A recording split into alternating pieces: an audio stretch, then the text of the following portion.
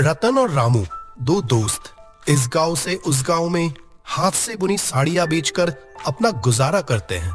आज सारा दिन बाद वो दोनों घर लौट रहे थे। मेरा तो आज का हो गया।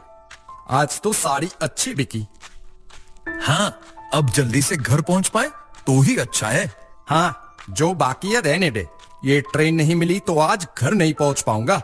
कितनी देर हो गई आज।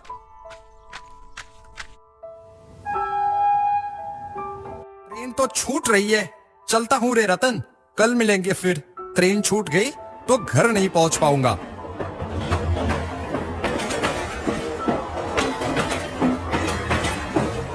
अरे अरे, ध्यान से जा।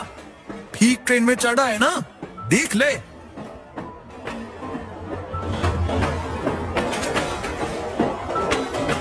क्या पता ठीक ट्रेन में चढ़ा कि नहीं।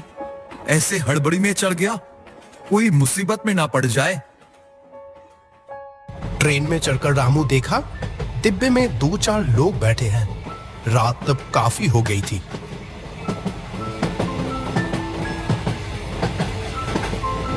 खिड़की के पास एक खाली सीट देखकर बैठ गया रामू।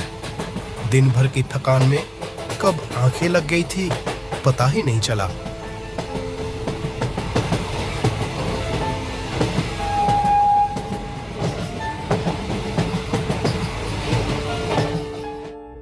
एक समय जोर से ब्रेक लगाकर ट्रेन एक स्टेशन पर रुक गई और उस झटके से रामू की नींद खुल गई।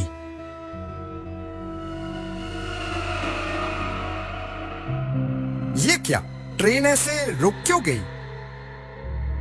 ट्रेन के अंदर लोग और कम हो चुके थे तब तक।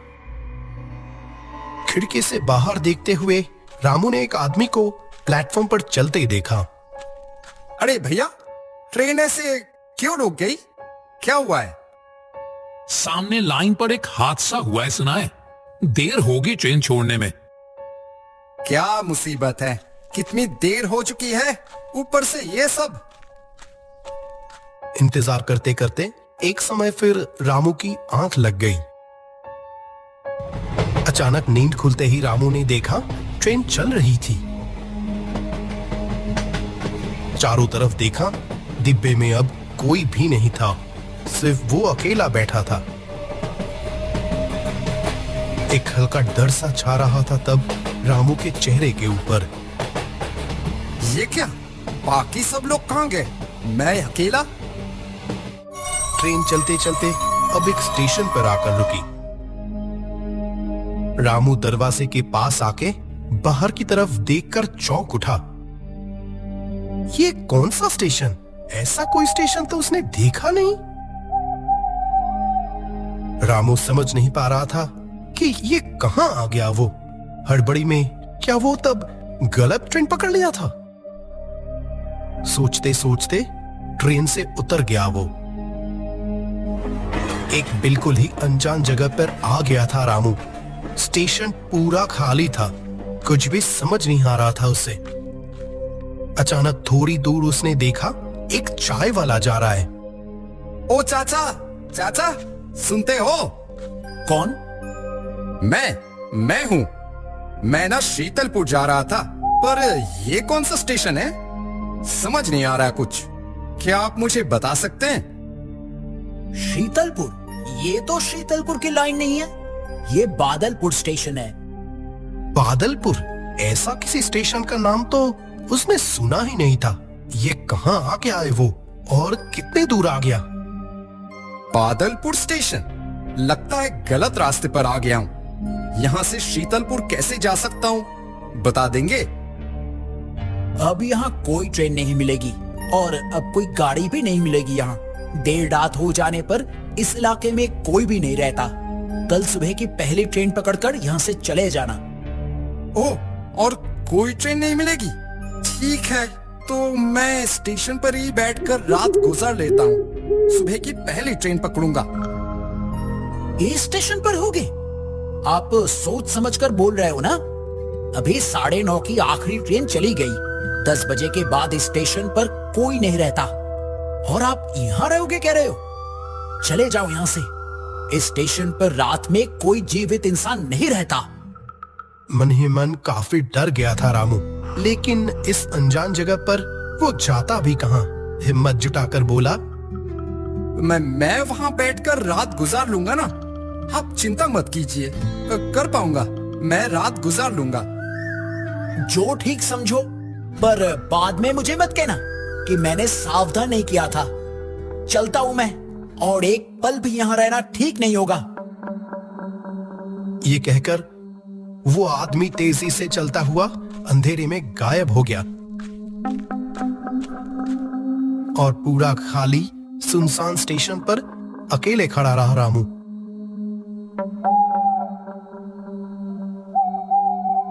सामने उसे एक टूटा फूटा बैठने की जगह दिखी।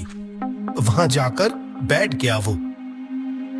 यहीं पर बैठकर ही रात का बाकी समय बिताने का सोचा। अचानक एक रात पक्षी की आवाज से चौंक उठा रामू। ओह, कौन है? एक डरावना माहौल में डूबा हुआ था पूरा बादलपुर स्टेशन। रात के 10 बज चुके थे, शायद काफी देर पहले। चारों तरफ किसी का भी नामो निशान तक नहीं था। एक ही तरह बैठे बैठे रामू की आंख कब लग गई थी पता ही नहीं चला। अचानक दूर से किसी घड़ी में रात के 3 बजे की घंटी बजी और उस आवाज से उसकी नींद टूट गई।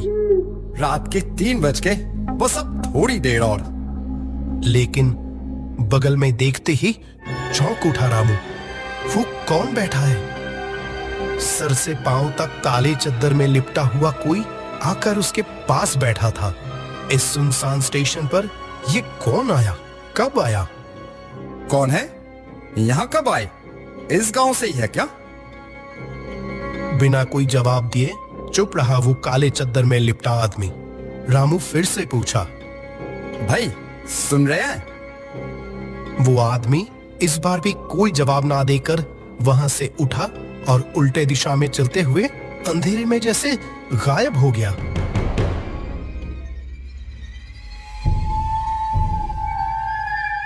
रामू इस घटना को देखकर हक्का बक्का रह गया।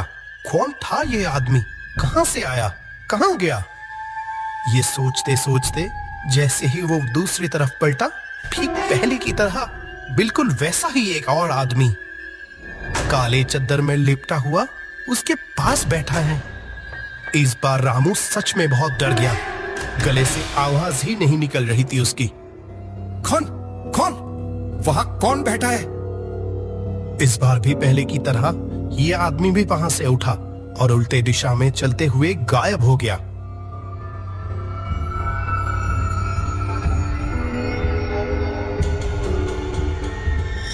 रामू उठकर उस तरफ बढ़ने लगा। डर से उसका गला जैसे सूख गया था।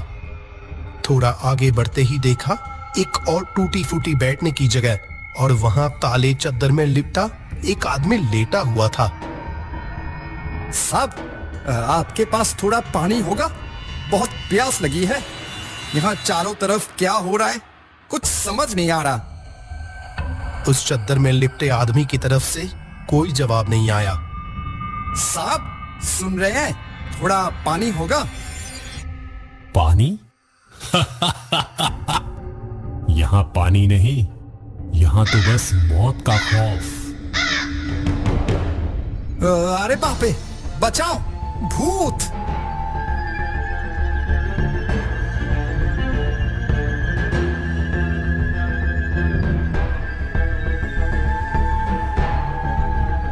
हे भगवान, कहां आ गया हूं मैं? कोई बचाओ! यहाँ कोई तुझे बचाने नहीं आएगा। ये जगह हमारी है। छोड़ दो मुझे। मैंने कुछ नहीं किया। मैं गलती से चला आया, पता नहीं कैसे। मुझे छोड़ दो। यहाँ जब आ गया है तो अब वापसी का कोई रास्ता नहीं। हे, जा, उसे हमारे साथ ले आ। ओह, बचाओ मुझे! विमल भैया, खबर सुनी? कल बादलपुर स्टेशन पर एक अनजान आदमी की लाश मिली। हाँ, मैंने तो देख कर आया। कल रात की आखिरी ट्रेन में आया था। बेचारा शीतलपुर जाते हुए गलती से यहां आ गया था। मेरी तो कल रात उससे मुलाकात भी हुई। सच में? मैंने कितनी बार मना किया कि उस स्टेशन पर रात मत गुजारना। वो स्टेशन की रात के वक्त भयानक होता है, पर मेरी एक नहीं सुनी। बेचारा कहां से कहां आकर बेमौत मारा गया। सच में गरीब आदमी था, साड़ी बेचकर गुजारा करता था।